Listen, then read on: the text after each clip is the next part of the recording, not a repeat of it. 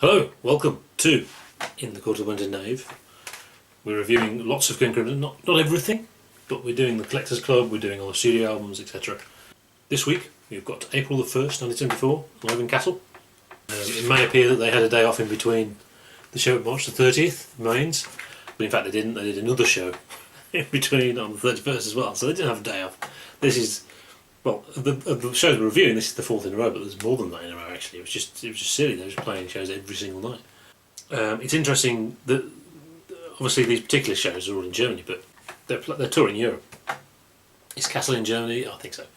If it's not, it doesn't matter. Because the decision was to not play the UK, that there was a retreat from the UK, and there was a sense that it was futile. I think. They can always come back there, and maybe an approach is to build things up in the US and Europe, and then come back to the UK. Obviously, by this time, things had got a bit weird in the UK with the press and everything, and maybe they thought, well, forget that, it's not worth it.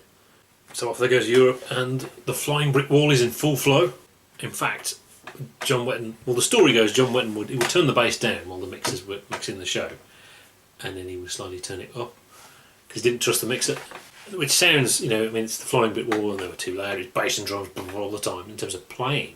But I could understand his fear that, a traditional rock mixer, he's going to turn the bass down. It's only the bass. Bass doesn't need to be heard, but in this it really, really does need to be heard, regardless of whether he's playing like a flying brick wall or not. Once again, we're missing the end of the show. We have it ends with an incomplete fracture. I'm guessing it's Larks 2 and Schizoid. Maybe it's not. Maybe it's Talking Drum and Larks 2. The end of this one is not on a bootleg in the box set. It's just there. But it shows you how they don't have to play anything. They don't have to play Schizoid, and they didn't always. And they don't have to play Larks 2 necessarily. We don't quite know what they played on those tracks. I'm sure somebody does somewhere. I would guess it's just Fracture and Larks 2 and not Talking Drum and not Schizoid. My guess. Especially when they've been doing these consecutive shows. So, track 1 is The Great Deceiver. So they've decided not to open with improvisation Dr. Diamond, which works very well, but just bang into Great Deceiver. I mean, it's a cut in, it's a jot, which is obviously the idea of the song in itself. It is mad live. I mean, it is kind of wobbly live, but it's kind of supposed to be like that. It's a real strange one. There's nothing else like it.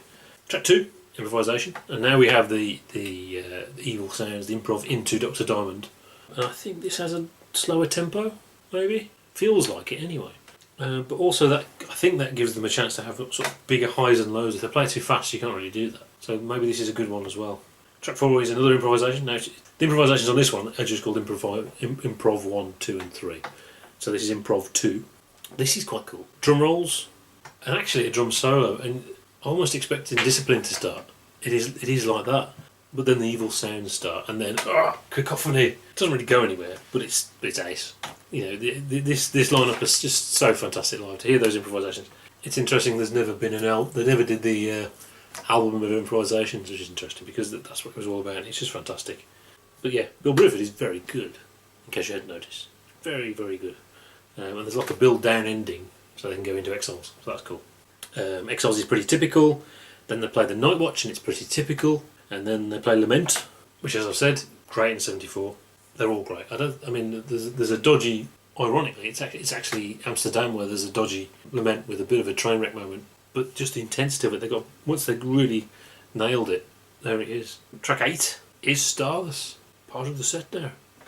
Seems weird that it's not at the end, but it couldn't be at the end of the set because it's a new song. Obviously, it's with the violin as the melody, guitar solo, violin solo. There's something interesting about how they played it, and the quiet section before the final run, if you like, which obviously Fripp plays here, which is actually played on a horn. Or is it Mel Collins playing that? I don't know. Or Mark Charrick, all these guys. Apparently Fripp found that bit very stressful because Bill, not interested in playing in time, he's just playing these 30-second notes or whatever they are, but really fast. His timing is terrible, it's completely off. And I'm sure from his perspective that doesn't matter.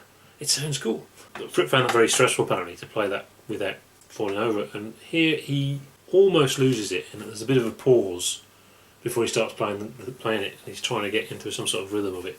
There is this thing, of Fripp has this sense of rhythm, timing, it's got to be there, and Bill doesn't at all. Not since Yes. And that was always a clash.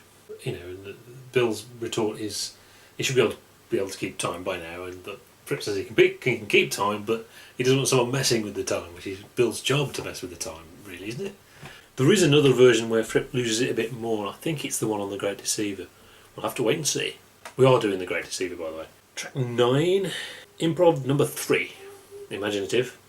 This is wonderful. This is a really good one. Really quiet bass and violin. See, bass can be quiet. You can play quietly. Bass and violin, which is really interesting. Obviously, that the thing is, it's supposed to be him drowning him out, but here they're playing together wonderfully. Bleak, melancholy, crimsonness. Then it ends, and you think, wow, goodness me, brilliant. Track 10, Easy Money, great as usual. And then track 11 is your Incomplete Fracture again. There you go. So yeah, a good show. See you next week for Toronto. We're off to Toronto.